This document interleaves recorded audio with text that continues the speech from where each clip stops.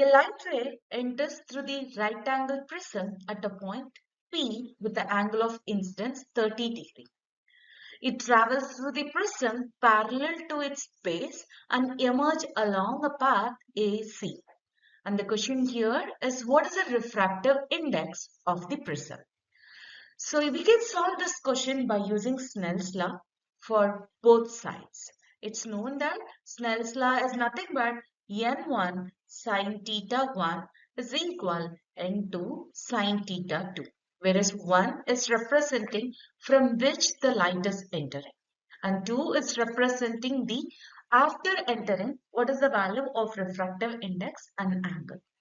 So here we can say the value of n1, which is nothing but the refractive index. The light is passing from air, so which means the refractive index is 1. And theta 1 is nothing but the angle of incidence, which is given as 30 degree. So here n2 can be written as the refractive index of prism, so we can take that as mu. Whereas theta 2 is nothing but the angle of refraction. So here there is no detail about the angle of refraction. So here we can take that as R1. So when we are applying these values in the Snell's equation, it can be written as 1 times sine 30 degree is equal mu times sine R1. When we are simplifying this, we will get sine R1 is equal 1 divided by 2 mu. Let us take this equation as 1. We can apply the same rule for the next side, AC. So here we can write n1 will be equal to mu because the light is moving from inside of the prism to the air. So here we can say n1 is a refractive index of prism mu, whereas theta 1 is nothing. Whereas theta 1 is representing the incident angle from the prism, but there is no detail, so we can take that as R2. So here theta 1 will be R2. Whereas N2 is nothing but the refractive index of a second medium. Here air is a second medium, so we know that the refractive index of air is 1. Whereas theta 2 is representing the angle of refraction. So here it's given that it's having a 90 degree. So we can take that as 90 degree. Now we can apply the Snell's equation for this side. So it can be written as mu times sine R2 is equal 1 times sine 90 degree.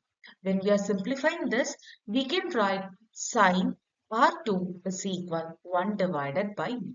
Now we can take this equation as from the question we can write R1 plus R2 will be equal to 90 degree because it's given the question the light is entering on a right angle prism. So R1 plus R2 will be equal to 90 degree. From this we can write R2 is equal 90 minus R1. So we can take this equation. So we can take this equation as 3. So let us apply equation 3 in equation 2. So we will get sine 90 degree minus R1 is equal 1 divided by mu. So here we can write sine 90 minus R1 as cos R1 based on trigonometric rule. So cos R1 will be equal to 1. So this is our equation 4.